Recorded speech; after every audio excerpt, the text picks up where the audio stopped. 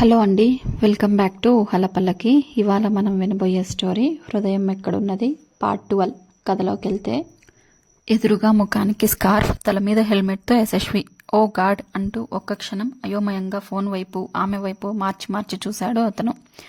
May I come in అడిగింది ఒక పక్క నుంచి అతన్ని ఛాతి మీద తోస్తూ.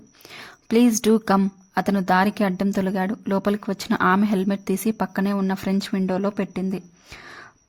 పరిస్థితి అర్థమై తలుపు వేసి బోల్ట్ పెడుతోన్న అతన్ని వెనుక నుంచి కౌగిలించుకుంది.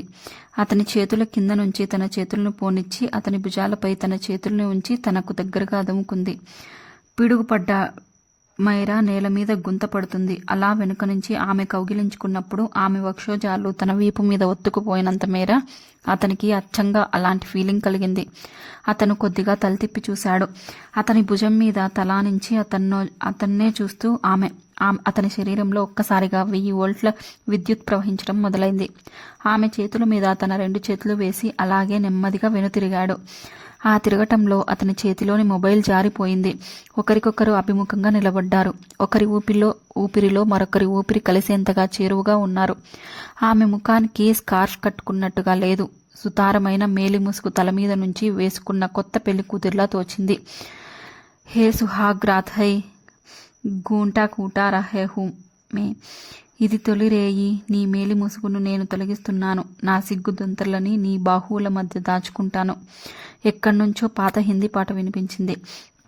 ఆమె ముఖానికి కట్టుకున్న ఆకుపచ్చని రంగు స్కార్ఫ్లోంచి కేవలం ఆమె కళ్ళు, ఆకుపచ్చని ఆకుల మధ్యలోని 2 తెల్లని నందివర్ధనం పూల్లాంటి కళ్ళు, ప్రేమ ఊసులు చెప్తున్న ఆ కళ్ళు, ఆ కళ్ళ నిండా తన మీద ప్రేమ.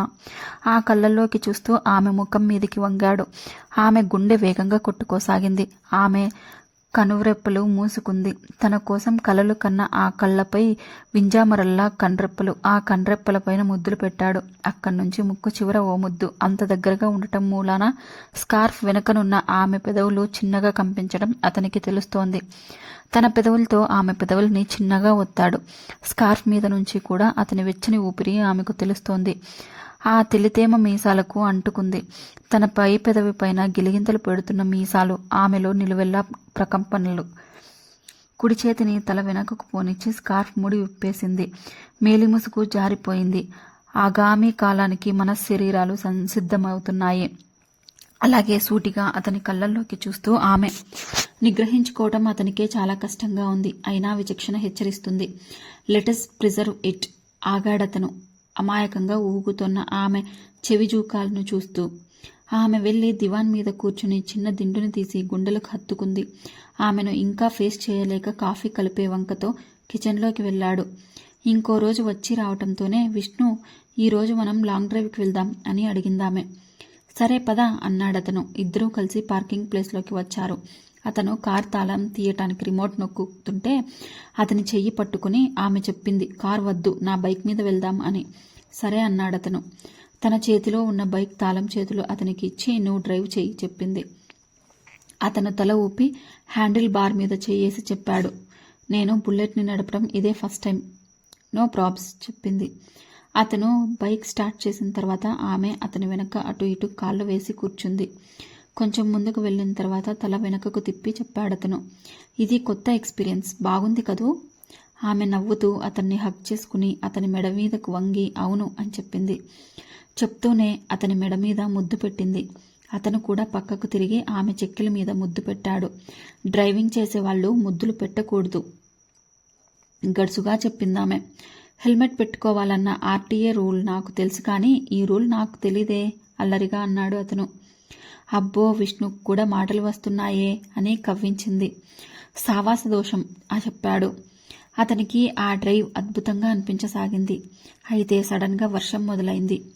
అయ్యయ్యో అన్నాడతను. ఏం పర్లేదు, వెళ్దాం ఉత్సాహంగా చెప్పింది ఆమె. వర్షం అలా కురుస్తూనే ఉంది. చాలా ప్రత్యేకమైన వాతావరణం ఈ బెంగళూరు వాతావరణం. ఉదయం వేళల్లో లేత ఎండ, మధ్యాహ్నం అయితే చాలు మబ్బులు, ఇక సాయంత్రం అయితే చాలు ఎక్కడో ఒకచోట వర్షం. ఏ సుదూర తీరాల నుంచో పర్వాంతర్యామి ప్రేమికులకు తన కానుకగా పంపుతున్న ముత్యాల దారల్లా వానజల్లులు కురుస్తున్నాయి. వాళ్ళిద్దరూ తడిసి ముద్దవుతున్నారు.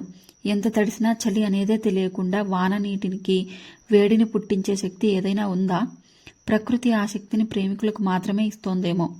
మెరుపు వేగంతో వచ్చే వాన చినుకులు అతను కాదనలేక ముందుకు పోనిచ్చాడు. కొంత దూరం వెళ్ళాక ఒక పెద్ద చెట్టు కనిపించింది.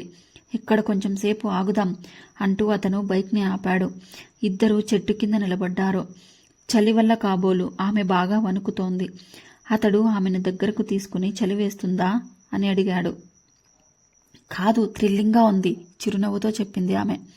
కానీ ఆమె పెదవులు వణుకుతున్నాయి. వేసుకున్న దుస్తుల నుంచి నీళ్లు కారుతున్నాయి. వాన తగ్గే సూచనలే కనిపించట్లేదు. తిరిగి వెళ్దామా అడిగాడతను. ఆమె తలూపింది. తిరిగి తడుస్తూనే ఇంటికి వచ్చారు. ఇద్దరూ పూర్తిగా తడిసి ముద్దయ్యారు. తల మీద నుంచి నీళ్లు కారుతున్నాయి. వాళ్ళు నడిచినంత మేర కింద నీళ్లు పడ్డాయి. తాళం తీసి అతను ముందు నడుస్తుంటే అతని అడుగులో అడుగేస్తూ ఆమె వెనకే నడవసాగింది. అతను తిరిగి చూసి కమాన్ కమాన్ అంటూ ఆమెను మెట్ల మీద నుంచి తన బెడ్రూంలోకి తీసుకువెళ్లాడు. లోపలికి వెళ్లిన తర్వాత గుర్తుకు వచ్చింది అతనికి ఆమెకి ఇంకో జత దుస్తులు లేవని. ఇప్పుడెలా లోపల ఆలోచిస్తూనే ముందుగా కింగ్ సైజ్ టర్కీ టవల్ ఒకటి తెచ్చి ఆమె తలని మృదువుగా తుడిచాడు. ఆమె ఒక చేతి వేళ్లలో ఇంకో చేతి వేళ్లు జనుపుకుని 2 చేతుల్ని చుబుకం కింద పెట్టుకుంది. లోపల నుంచి వస్తున్న వణుకు ఎంతకీ తగ్గదే. ఆ చలిని ఎలా కంట్రోల్ చేసుకోవాలో తెలియటం లేదు. తన వల్ల కావటం లేదని అర్థమై 2 చేతులు అతని చుట్టూ వేసి బిగియారా కౌగిలించుకుంది. పరిస్థితి అర్థమై అతను కూడా ఆమెని మరింత దగ్గరగా పొదువుకున్నాడు. ఆ ఒత్తిడికి వారి శరీరాల మీదున్న తడిబట్టల మీద నుంచి ఇంకా ఎక్కువగా వాన నీళ్లు కారుతున్నాయి. వెంటనే అతనికి ఓ ఐడియా వచ్చింది. 1 సెకండ్, ముందు నువ్వు ఈ డ్రెస్ మార్చుకుందువు గాని ఉండు అంటూ అలానే తన వార్డ్రోబ్లోంచి ఓ నైట్ డ్రెస్ తీసి ఆమెకు ఇచ్చి వాష్రూమ్ వైపు చూపించాడు. ఆమె చిన్నగా వణుకుతూనే లోపలికి వెళ్ళింది. మరో టవాల్ తీసుకుని అదిమి పెట్టి తన తల గట్టిగా తుడిచేసుకుని గబగబా దుస్తులు మార్చేసుకుని ఆమె కోసం ఎదురు చూడసాగాడు.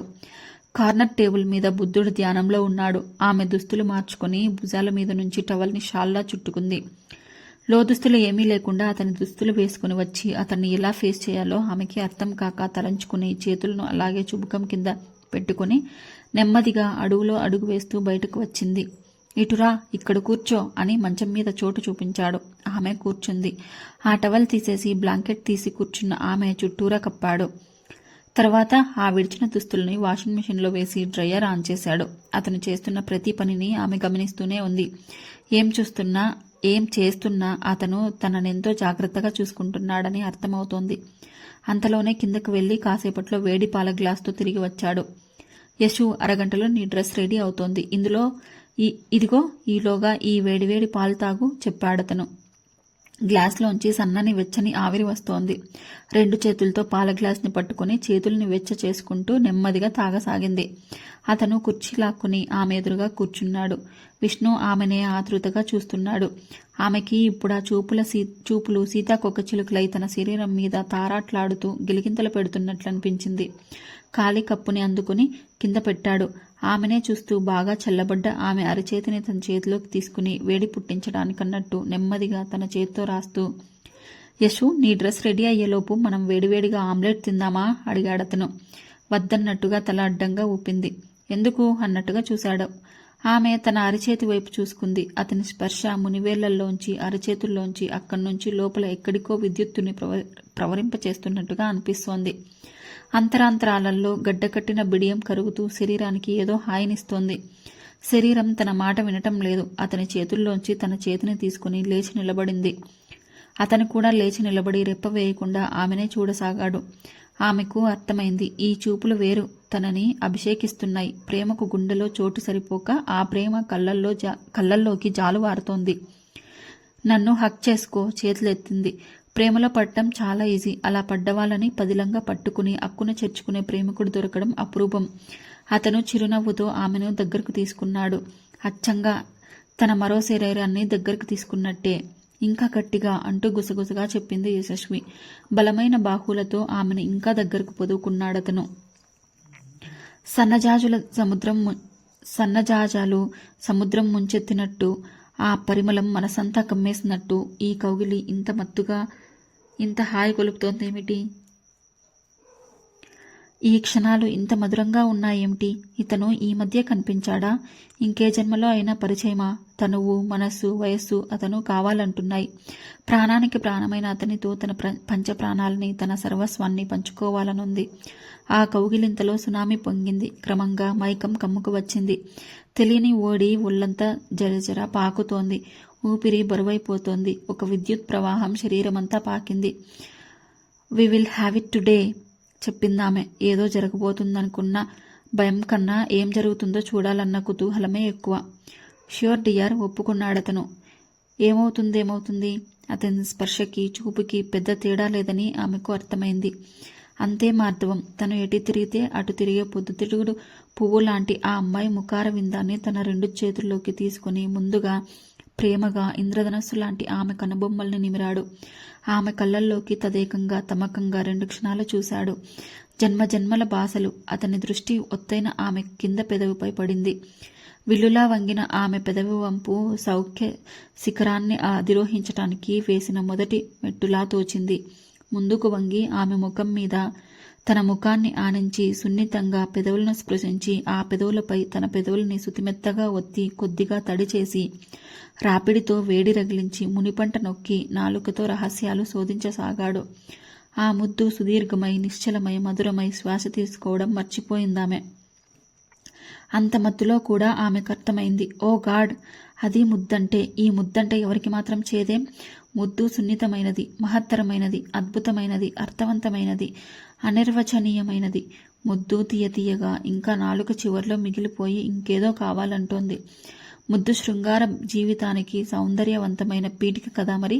దాహాలు పెదవులు దాటాక, మోహం తీరక అదే విరహం.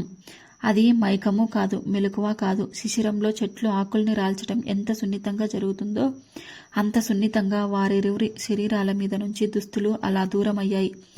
ఆమె మెడ మీద, కంఠం మీద, చెవి మీద, చెవి తమ్మె మీద, చేతుల మీద, ఎద మీద, పొత్తి కడుపు మీద, శిరస్సు నుంచి పాదాల దాకా ప్రతి అంగుళం మీద ఎడతెరిపి లేకుండా ముద్దుల వర్షం కురిపిస్తూనే ఉంది. ప్రవాహంలోని వంపు సంపులను తలపించేస్తున్న ఆమె శరీరాన్ని అపురూపంగా చూపులతోనే స్పర్శిస్తున్నట్టు చూశాడు. వరద పొంగులాంటి యవ్వనం ఒంటి నిండా నిండిపోయి తొణికిసలాడుతోంది. 2 కళ్ళు పట్టని అందం. ఆ మహాసౌందర్యానికి దాసుడైపోయాడు. అది ఏదో మల్లెపాదో నాజుకుతనాన్నంతా పొది చేసుకున్న ఆ నడుము ఏ కవి రాయలేని పద్యంలాగా ఉందామె. అపాదమస్తకం ఆమెను ఓ పుస్తకంలా చదివాడతను. మన్మధుని చేతిలో చెరుగుగడ విరిగిపోయింది. తీవ్రమైన కోరికతో అల్లుకుపోయాడు. తనివి తీరా, బిగియారా అతన్ని దగ్గరకు పొదుముకుంది. వ్యాయామంతో కండలు తీరిన అతని దేహం ఆమెకి మల్లెలు పరువము కలిసి ఒత్తుగా మాల కట్టినట్టు తీరైన ఆమె శరీరం అతనికి మత్తెక్కిస్తున్నాయి. భోజనమే కాదు, రొమాన్స్ కూడా కనువిందుగా ఉండాలి కదా. రక్తనాళాలన్నీ మధువు నింపుకున్నట్టు, శరీరం లోపల అమృత భాండాగారం ఏదో దొర్లినట్టు, ఆ అమృతం నిరంతరంగా ప్రవహిస్తున్నట్టు, ఏవేవో మధుర లోకాల్లో విహరించినట్టు, శరీరం సూక్ష్మరూపంలోకి మారి విహంగమై ఎక్కడికెక్కడో ఎగిరినట్టు, ఆ క్షణాలే శాశ్వతమైనట్టు తోస్తోంది. తమ మధ్య ఉన్న భౌతిక దూరాలు మాయమయ్యి ఆత్మలు ఆలింగనం చేసుకున్నట్టు అనిపిస్తోంది. 2 దేహాలతో ఆత్మ సమాగమనానికి చేసే ప్రయత్నమది. 2 ఆత్మలు ఏకమవుతున్న పులకింత. వారిద్దరూ ఇద్దర్లా కాక ఒకే ఆత్మలా. ఆ ఆత్మ కోసమే ఈ రాత్రి సృష్టించబడింది అన్నట్టు. దేహం ఎవరిదో, ప్రాణం ఎవరిదో తెలియటం లేదు. ఒక దేవత అతన్ని కరుణించింది, తరింపచేసింది. మన్మధుని ప్రణయ చేష్టకు రతీదేవి హారాన్నుంచి తెగిన ముత్యాల సరంలోంచి వేరుపడిన ముత్యాల శ్వేతబిందువులు. కాలం కల ఇంద్రధనస్సు అయి కొంతకాలం ఆగి రొమాన్స్ ఎప్పుడు మనశ్శరీరాలకు సంబంధించింది. 2 శరీరాలు, ఒక మనస్సు, మనశ్శరీరాల మహాద్వైత సమాగమంలో జన్మ పునీతమవుతుంది. నువ్వు నేను లేని ఒక రసికైన జగతికి, ఒకానొక మహర్ద స్థితికి చేరుకున్నారు. ఇద్దరూ ఉన్న ఆ ఒక్కరిని అలౌకిక దివ్యత్వం ఆవహించింది. ఆనంద వివశులైన భావం కలిగింది. ఆనందార్ణవర్ణపు ఆఖరి అంచుకు చేరుకున్న తమ కలయిక దివ్య పరిణామంలా తోస్తోంది. ఆ రోజు నుంచి అతనికి ఆమె మరింత అపురూపమైంది. ఇంతగా ప్రేమించే వాళ్ళు కూడా ఉంటారా అని ఆమెకే ఆశ్చర్యం వేసేలా ఉంది అతని ప్రవర్తన. ఆ రాత్రి వేసుకున్న అతని నైట్ డ్రెస్ ని ఇష్టంగా తనతో తెచ్చుకుంది. రాత్రిపూట ఆ డ్రెస్ ని వేసుకుని పడుకుంటుంది. మొబైల్లో విష్ణుతో మాట్లాడి ఎప్పుడో అర్ధరాత్రి దాటిన తర్వాత పడుకుంది. వెంటనే నిద్ర పట్టింది. కానీ సడన్ గా ఎవరో తట్టి లేపినట్టు అంతలోనే మెలకు వచ్చింది. ఎందుకో క్షణం సేపు అర్థం కాలేదు. తరువాత అర్థమై విష్ణుకి మెసేజ్ పెట్టింది. నిద్రలో నీకోసం నా చేతులు పక్క తడిమాయి. ఇదిగో నన్ను నిద్రలోంచి లేపి ఏడి అని అడుగుతున్నాయి. ఏం చెప్పను ప్రియతమా, ఇదొక్క రాత్రికి పడుకో, రేపు ఇక్కడికే వచ్చేద్దు గాని బదులు వచ్చింది. లేచి కర్టెన్ జరిపి కిటికీ రెక్కలు తీసింది. బయట వెన్నెల కిటికీలోంచి లోపల పడుతోంది. ఎంతకీ నిద్ర పట్టదే. లేచి దుప్పటి దిండు తీసుకుని హాల్లోకి వచ్చి సోఫాలో పడుకుంది. అక్కడే కూర్చుని టీవీ చూస్తున్న నీతు అడిగింది, ఏమైంది? అక్కడ నిద్ర రావట్లేదు. టీవీ కట్టైనా? ఇట్స్ ఓకే ఉండని అంటూ ఒక పక్కకు తిరిగి 2 చేతుల్ని చెవి కింద పెట్టుకుని మోకాళ్ళు ముడుచుకుని కళ్ళు మూసుకుంది. ఎప్పుడు నిద్ర పట్టిందో. నీతు నిద్ర లేపి ఊరికే నిద్రలో నవ్వుతావేమిటి? ఎవ్రీథింగ్ ఆల్ రైట్ అడిగింది. ఆమెకేమీ అర్థం కాలేదు. అక్కడ నీకు నిద్ర పట్టక ముద్దు పెట్టావు కదా, మరి నాకు సంతోషం వేయదా? ఈ పిచ్చి నీతు చూడు. ఇంకో మెసేజ్ పెట్టింది. మరుసటి రాత్రి అతనింట్లోనే ఉండిపోయింది. ఇద్దరూ కలిసి భోంచేశారు. విష్ణు, ఆ రోజు రాత్రి తాతగారి ఫంక్షన్కి మీ ఇంటికి వచ్చినప్పుడు నాకు మీ డాబా ఎంత నచ్చిందో. ఈ రాత్రికి మీ డాబా మీద పడుకుందామా? వెన్నెల్లో పడుకోవటం అంటే నాకు చాలా ఇష్టం అని అడిగింది. ష్యూర్, చందమామ లాంటి అమ్మాయి పక్కన ఉంటే నాకు కూడా వెన్నెల్లో పడుకోవటం ఇష్టమే. వెంటనే ఒప్పుకున్నాడతను. ముందు పరుపు దుప్పటి తీసుకువెళ్లి పరిచాడు. తర్వాత వాళ్ళిద్దరూ వెళ్లి డాబా మీద పడుకున్నారు. నవమి నాడే పున్నమి అనిపించేలా ఓ పాలపుంత వెండి వాగై రాత్రిలోకి ప్రవహిస్తోంది. చుట్టూ నిశ్శబ్దంగా ఉంది. ఆ నిశ్శబ్దాన్ని చెదరకొట్టకూడదన్నట్లు పొగమంచు తెరలు కూడా నెమ్మదిగా నిశ్శబ్దంగా కమ్ముకుంటున్నాయి. డాబా మొత్తం వెన్నెల వెలుగులో స్నానం చేస్తున్నట్టుంది. ఇదండి ఇవాల్టి episode. Stay tune to next episode.